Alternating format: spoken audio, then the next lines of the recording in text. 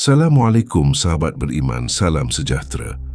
Untuk kita semua semoga selalu dalam lindungan Allah Subhanahu wa Ta'ala. Dan tak lupa solawat salam kita panjatkan kepada Nabi kita, Rasulullah Sallallahu Alaihi Wasallam. Sebab hanya kepada beliaulah kita semua, umat Muslim mendambakan syafaatnya. Saya ucapkan selamat datang di channel Cerita Islami. Terima kasih yang selalu mengikuti dan menyimak cerita kami. Semoga membawa kemanfaatan bagi anda semua. Imam Mahdi adalah sosok yang telah lama menjadi bagian penting dalam khazanah eskatologi Islam, khususnya dalam pembahasan akhir zaman. Ia bukan hanya figur yang dipercaya akan datang menjelang kiamat, tetapi juga simbol harapan dan keadilan bagi umat manusia. Dalam banyak literatur klasik maupun kajian kontemporer, nama Imam Mahdi selalu dikaitkan dengan perubahan besar, keadilan universal, dan kemenangan kebenaran atas kebatilan. Kepercayaan terhadap Imam Mahdi bukanlah ajaran baru, melainkan bagian dari warisan nubuat yang termaktub dalam berbagai hadis Rasulullah. Dalam bahasa Arab, Mahdi berasal dari akar kata Huda yang berarti petunjuk, maka Al-Mahdi berarti yang diberi petunjuk atau yang mendapat bimbingan. Sosok ini diyakini akan muncul di tengah umat Islam ketika dunia dilanda kezaliman dan kekacauan. Ia akan membawa keadilan. Sebagaimana sebelumnya dunia dipenuhi oleh kedurjanaan, banyak hadis menyebutkan bahwa Mahdi akan memimpin umat Islam, memperbaiki kerusakan dan menegakkan syariat Islam secara menyeluruh. Keimanan terhadap kedatangan Mahdi menjadi salah satu ciri keyakinan umat yang mempercayai nubuat Rasulullah. Nama asli Imam Mahdi disebut dalam banyak hadis adalah Muhammad bin Abdullah. Hal ini menunjukkan kesamaan nama dengan Rasulullah sebagai simbol keterhubungan spiritual dan keberlanjutan risalah. Dalam sebuah hadis yang diriwayatkan oleh Abu Daud, Rasulullah bersabda, namanya sama dengan namaku dan nama ayahnya sama dengan nama ayahku. Ini menjadi salah satu ciri utama yang membedakan Mahdi sejati dari klaim palsu yang telah muncul sepanjang sejarah. Nasab Imam Mahdi dikaitkan langsung dengan keturunan Nabi melalui jalur Hasan bin Ali, cucu Rasulullah dari putri beliau Fatimah. Dengan kata lain, Imam Mahdi adalah seorang sayyid, keturunan Ahlul Bait yang mulia. Ini ditegaskan dalam berbagai riwayat yang menyebut bahwa Mahdi berasal dari keluarga Nabi dan akan membawa kemuliaan kepada umat sebagaimana kakek buyutnya dahulu membawa cahaya ke seluruh dunia secara fisik. Beberapa riwayat menyebutkan bahwa Imam Mahdi akan memiliki dahi yang lebar dan hidung yang mancung. Ciri-ciri ini tentu bukan patokan tunggal, tetapi menjadi penanda tambahan yang akan dikenali oleh umat pada saat kemunculannya.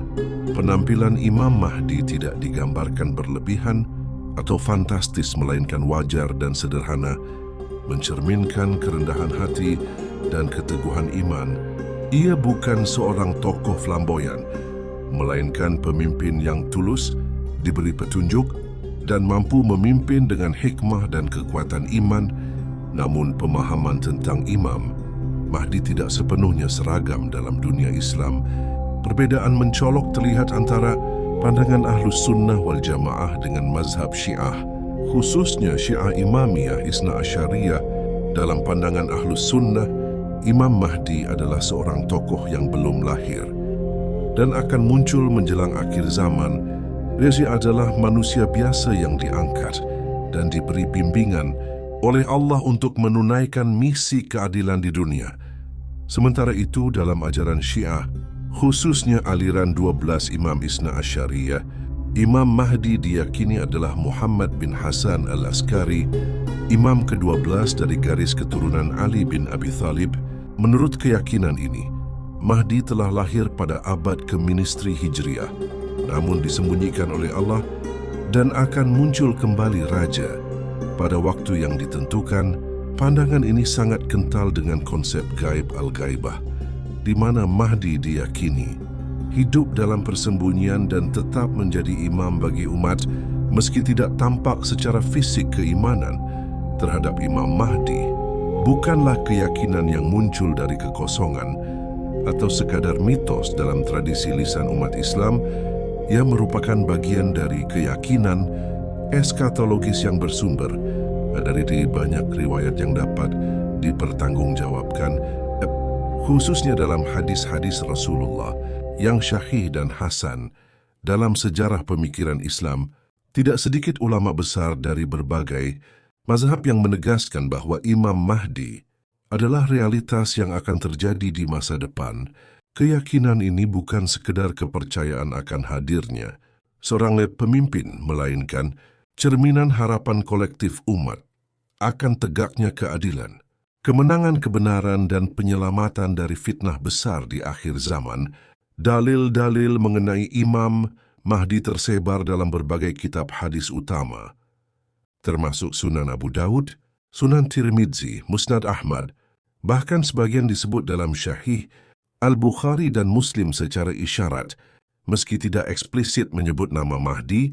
Salah satu hadis yang paling sering dikutip adalah riwayat dari Abu Sa'id Al-Hudri bahwa Rasulullah bersabda, "Mahdi akan keluar dari umatku.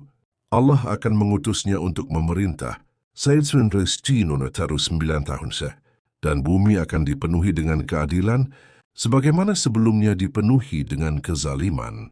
Hadis ini diriwayatkan oleh Abu Daud dan disahihkan oleh banyak ulama, termasuk Al-Albani dan Ibnu Hajar Al-Asqalani, meskipun sebagian kalangan modernis berusaha menafsirkan hadis-hadis tersebut secara alegoris atau bahkan menolaknya. Mayoritas ulama Ahlus Sunnah memandang dalil ini sebagai cukup kuat untuk dijadikan dasar akidah. Ahlus Sunnah wal Jamaah meyakini bahwa Imam Mahdi adalah sosok nyata yang akan muncul di akhir zaman. Bukan simbol atau metafora, ia bukan nabi, tetapi seorang pemimpin saleh dari keturunan Nabi Muhammad yang akan dibimbing oleh Allah untuk menegakkan syariat dan memperbaiki kondisi umat yang telah rusak parah. Dalam kerangka ini, kepercayaan terhadap Mahdi menjadi bagian dari itikad keyakinan, bukan semata isu khilafiyah furiah. Ulama seperti Imam Asy-Syaukani, Ibnu Katsir, dan Al-Qurtubi mencantumkan pembahasan mengenai Mahdi dalam karya-karya besar mereka sebagai bagian penting dari tanda-tanda kiamat.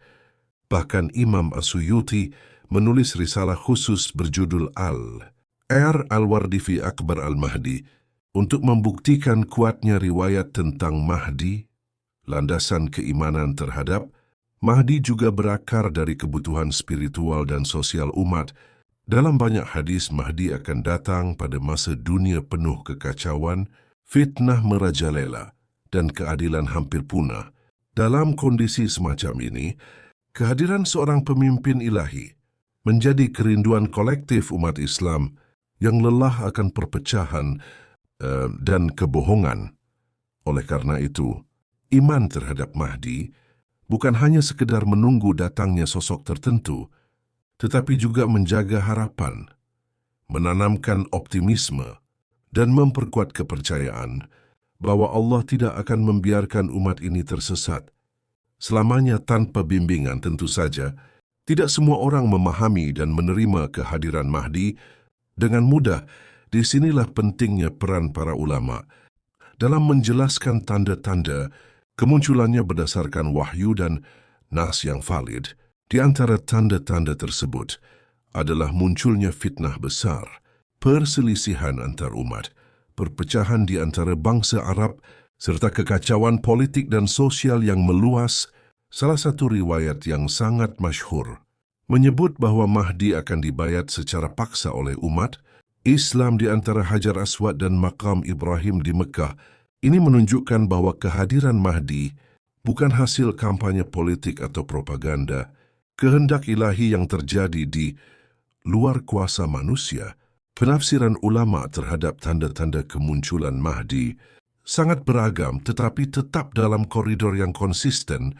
Sebagian menafsirkannya secara harfiah, sebagian lain secara simbolis, tergantung pada pendekatan, fiqh dan manhaj tafsir yang digunakan. Namun yang pasti, tidak ada ulama besar Ahlus Sunnah yang secara mutlak menolak eksistensi Mahdi. Bahkan dalam kitab-kitab akidah seperti Al-I'tiqad karya Al-Baihaqi atau Syekh Al-Aqidah Al-Tahawiyah, disebutkan bahwa kepercayaan terhadap Imam Mahdi merupakan bagian dari keimanan terhadap tanda-tanda besar kiamat. Ini menjadikan topik Imam Mahdi bukan isu sekunder, melainkan bagian dari sistem keyakinan yang lebih luas mengenai takdir, nubuat dan janji Allah di akhir zaman.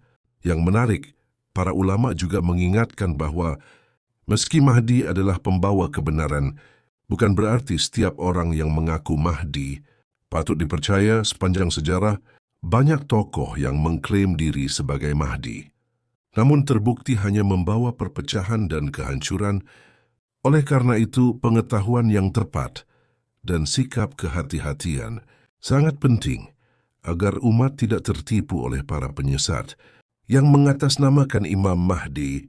Ulama menyarankan agar kita lebih fokus memperbaiki diri dan umat, bukan sibuk menyibuk nebak siapa Mahdi atau kapan ia muncul.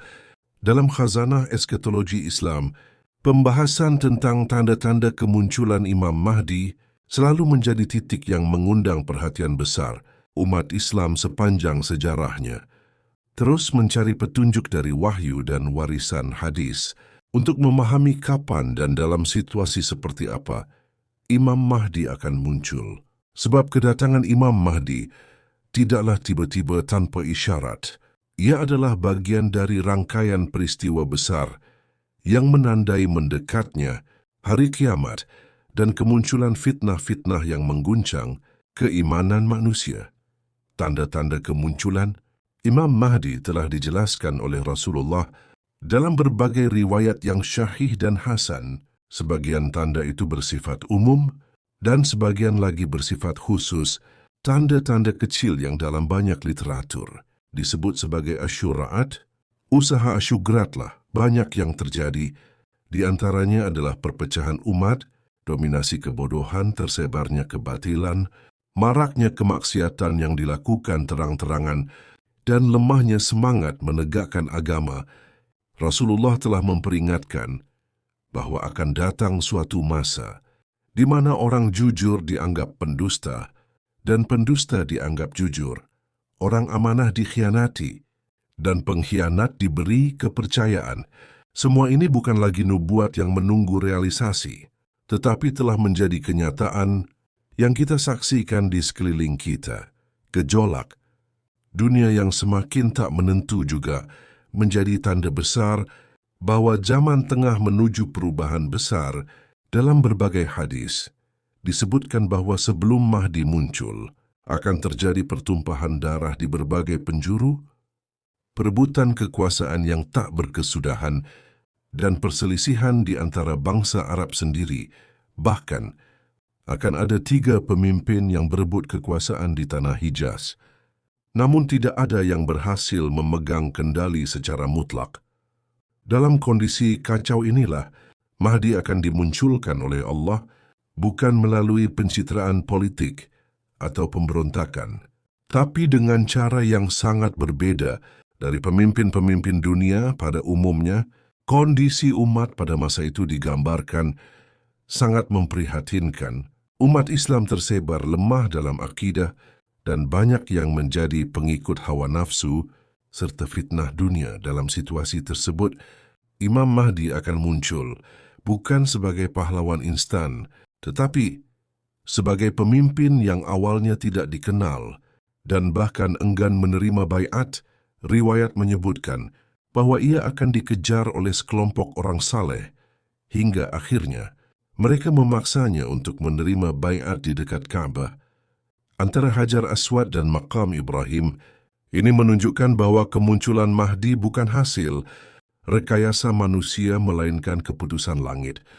Atas kondisi bumi yang sudah terlalu parah, Hubungan antara Imam Mahdi Dajjal dan turunnya Nabi Isa Anom merupakan bagian dari rentetan peristiwa akhir zaman yang sangat penting untuk dipahami.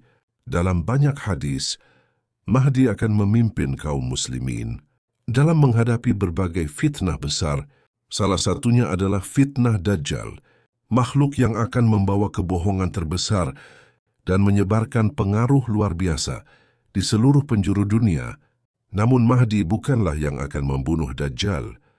Tugas itu akan dilaksanakan oleh Nabi Isa alaihissalam yang diturunkan dari langit oleh Allah untuk meluruskan kembali jalan umat manusia, mematahkan salib, memanu bobi, dan menegakkan hukum Islam di muka bumi.